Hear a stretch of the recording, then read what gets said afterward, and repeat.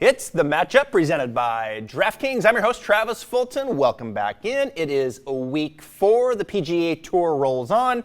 Rocket Mortgage Classic is up next. The Midwest, Detroit, Michigan at the Detroit Golf Club. A little bumpy last week for us here on the show. The way we do it, we go 4 matchups, and then at the end I show you some value picks to fill up my lineup of 6. Now, of my 6 guys last week, I got 4 to the weekend, which was about right. A lot of guys were in that 4 or 5 range to the weekend. Very difficult to get all 6 to the weekend like we did the week before. If you got 6 of 6 to the weekend at the Travelers Championship, congratulations. You were in the less than 2% that were able to do that. I was so big on Justin Rose going into the Travelers, and the guy shot 73 on Friday on that golf course. I had to feel like 97 to him as birdies were flying everywhere. 63, 63, 62. I mean, it's just crazy, right? The numbers that these guys are putting up. Dustin Johnson won the tournament, his 21st of his career. Incredible future Hall of Famer. Wasn't exactly showing a ton of form coming in, but he caught a hot putter. Dustin Johnson won that tournament with a hot putter, not so much with his ball striking and his length. You saw him kind of still just hitting it all over the place on Sunday. Hit one out of bounds, hit another one on the hazard there on the fun drivable par 4, but his putter was superb and he got the job done. So in 3 weeks, 4 matchups per week, that's 12 total matchups, we're 9-3. Not bad, right? We're 9-3, couple narrow losses last week.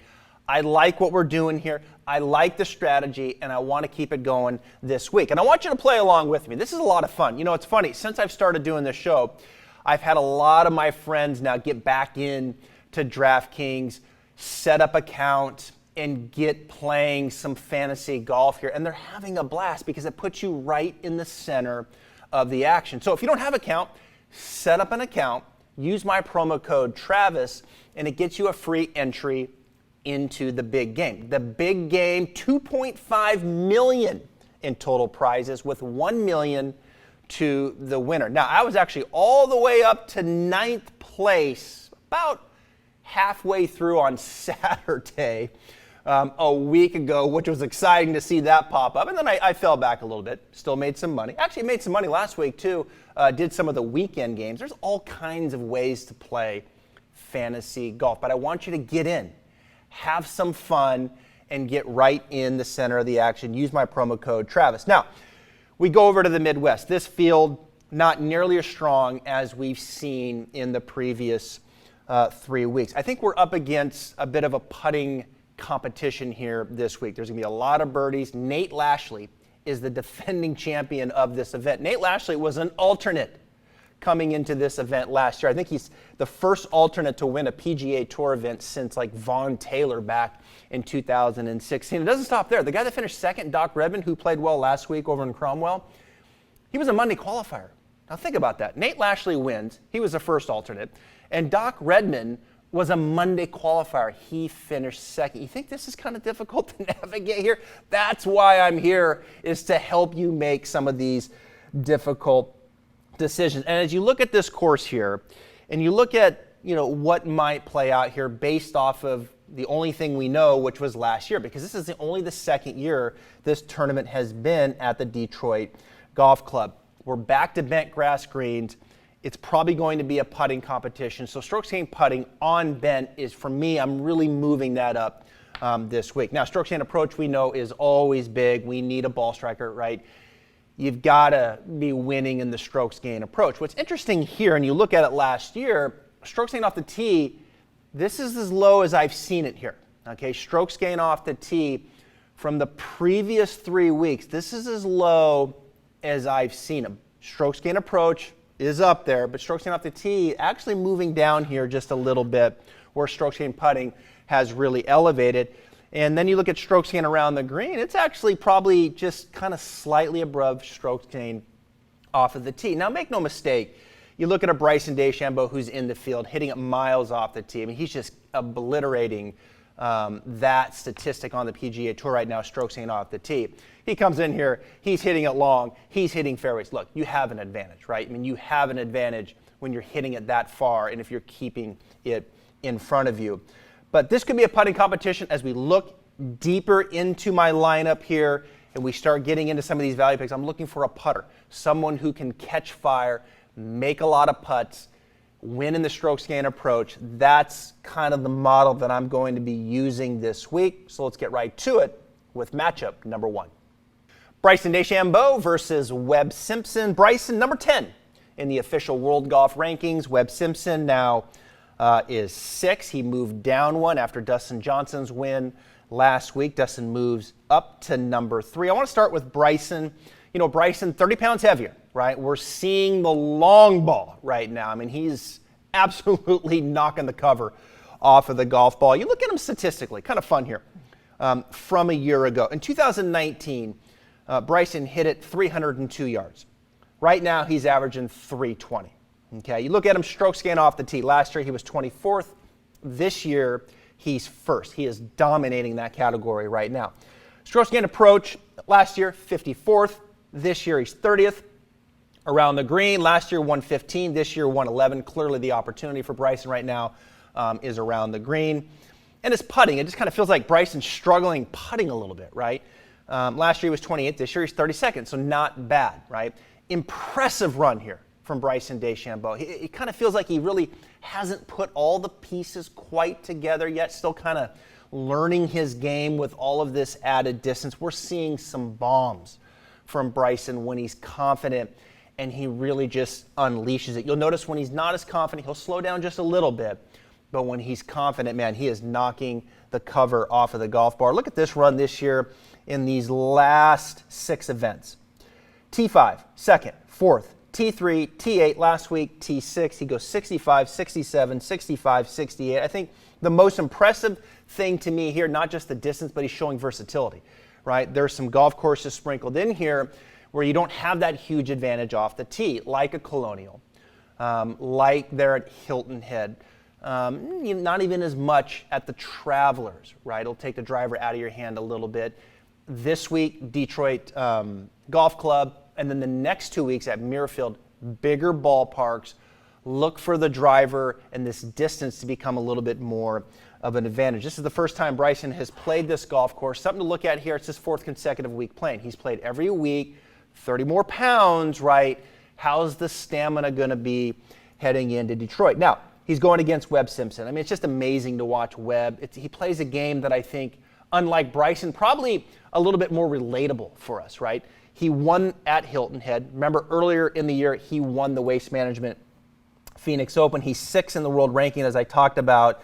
And he's not exactly short, right? You think of Webb, he's kind of shorter here. Well, he hits it like 297 yards off of the tee. I mean, he's a little longer than I think we give him credit for. He's extremely accurate. Strokes gain approach, he's 6th. Strokes gain around the green, he's 47th. Strokes gain putting, he's 13th. The only red flag for me with Webb coming into this week as we move back to bent grass, of the 3 surfaces, bent, Bermuda, and POA, this is the only surface when you look at him where he's not in the positive in strokes game when it comes to putting. So certainly his least favorite surface to putt on. You know he's going to make the cut. You know he's going to be there. But I think for me, I'm going with Bryson here. I think he's going to put the pieces together. It's coming. We're moving into bigger ballparks here, 72, 7,300 yards. I think the distance is going to play out. I think Bryson's putting the pieces together. Give me Bryson DeChambeau over Webb Simpson. Match number 2, Rickie Fowler versus Hideki Matsuyama. Let's start with the crowd favorite, Rickie Fowler, currently 31st in the official World Golf Rankings. Now, bear with me here a minute. My instructor hat's going to come on. Rickie Fowler is taking on some wholesale changes in his swing. Forever, Rickie was a player who, ready for this, would kind of turn, kind of spin off the post. Club shaft would get a little laid off, okay, would point kind of over there. And then from there, he would have to steepen it. The shaft would want to go to vertical or towards vertical, which would then make him have to kind of take on a little more side bend to the right. Now, Rickie, super good at that, right? The problem, when you back it up with the spine, put some pressure on the back. I think Rickie's trying to eliminate some of that pressure on the back.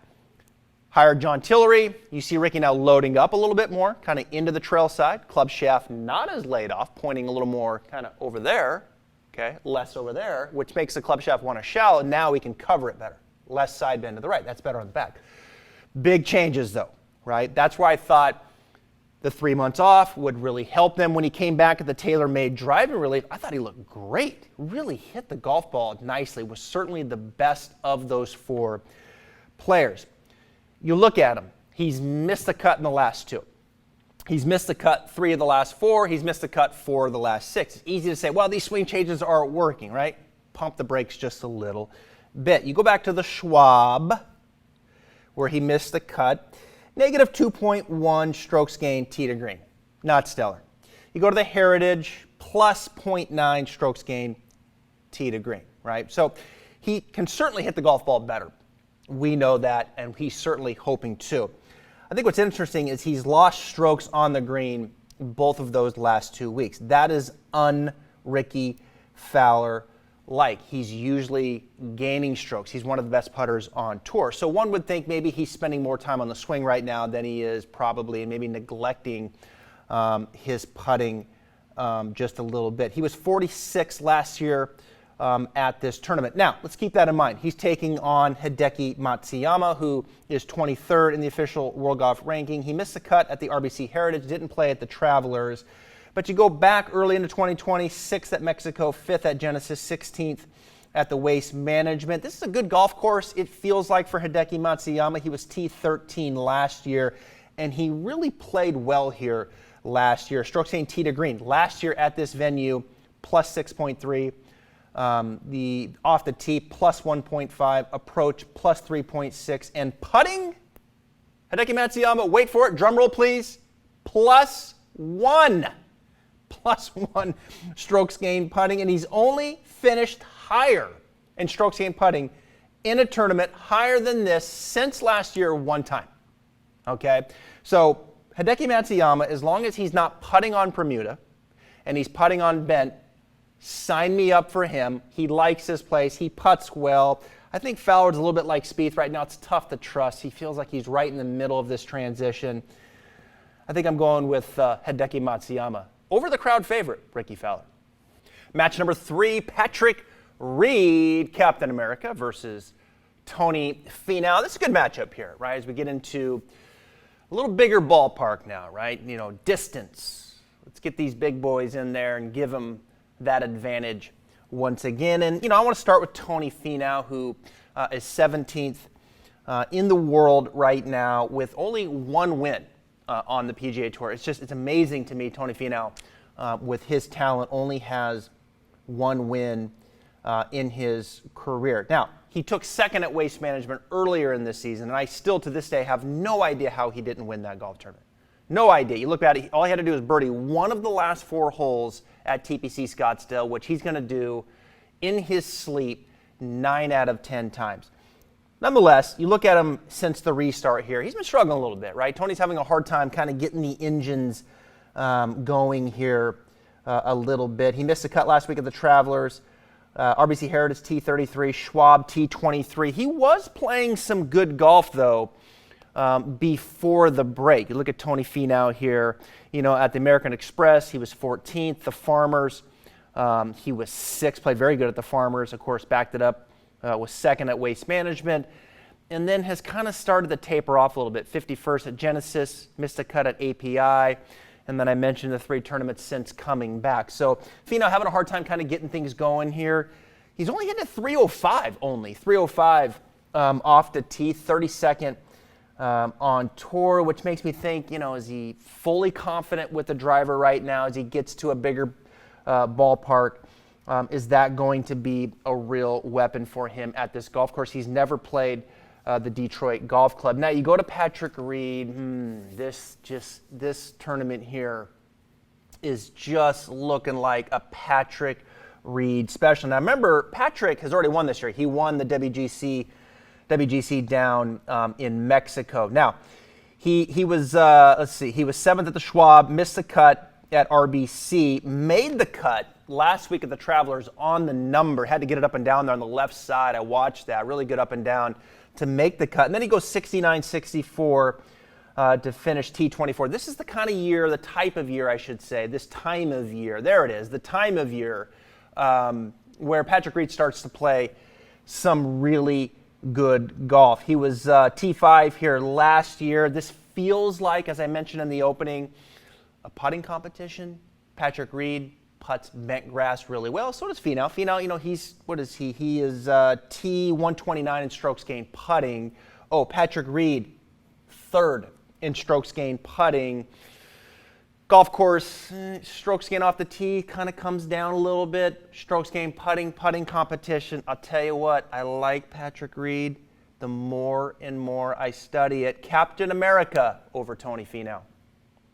Match number 4, Kyle Stanley versus JT Poston. Got to find some value here. This is where we got to dig a little bit. Kyle Stanley, look, if Kyle Stanley could just have a good putting week, the dude's going to get back into the winner's circle. Last year, he played at this event, finished 21st, strokes gained, tee to green, positive 4.2. No surprise there. What was a surprise is he was +1 strokes gained putting on the surfaces. Missed the cut at the Heritage. He was 24th last week at the Travelers. Really hit the ball nicely. Strokes gained 7.1 in the positive tee to green. Lost about a stroke and a half to the field in putting, finishing 24th. A little bit stronger field this year. I like this course for Stanley. Fairways and greens. Let's hope he can kind of rekindle that magic with the flat stick and have a good week on these surfaces once again. Stanley's going to be in my lineup. So is this guy, JT Poston, who finished 11th here last year and is kind of starting to elevate himself now, I think, into that next tier a little bit as far as just kind of overall caliber of play. You look at him, he gained about 8.5 strokes gained tee to green, 4.3 approach, 4.1 on the green. He likes bent grass first. He's a great putter. Anyway, he's currently 7th right now, strokes gained putting for the year, but bent is, I think, one of his preferred surfaces. He missed the cut of the Travelers last week. Didn't hit it good off the tee. Lost quite a few strokes there.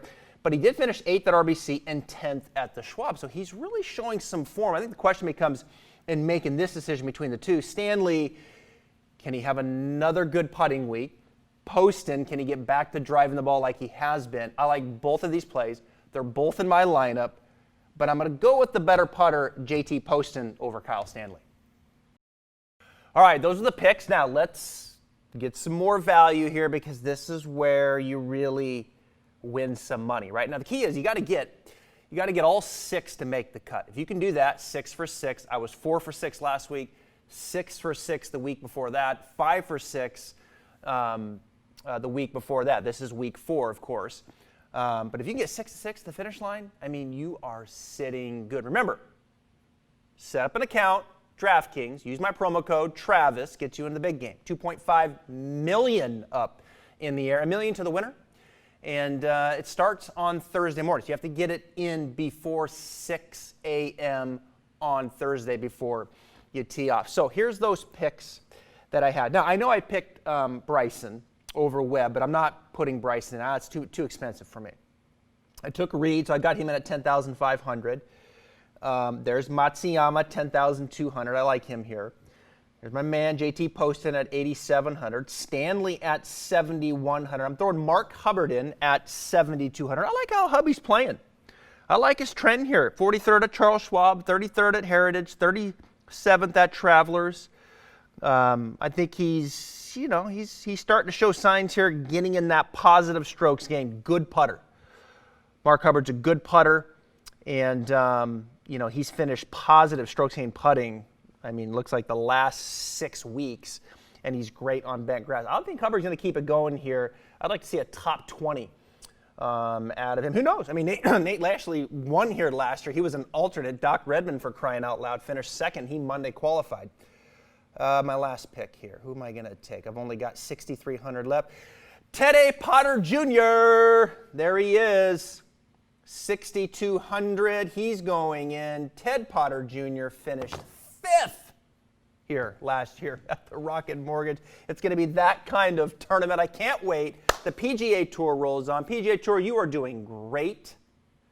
Getting out there, leading the way, and living with this virus. We appreciate it. We know you're continuing to make changes, but how fun is it to watch some live golf. There's my picks. They're in. You can get in. Use my promo code Travis. New account. Get in the big game. The PGA big game. 2.5 up in the air. $1 million to the winner. But there's all kinds of ways to play fantasy golf. They put you right in the middle of the action. It's a great deal of fun. Thank you so much for joining us here on The Matchup. We will see you next week as we move up to Ohio, back-to-back tournaments. It's the Workday event and then Jack's tournament. They call it the Memorial. See you next time.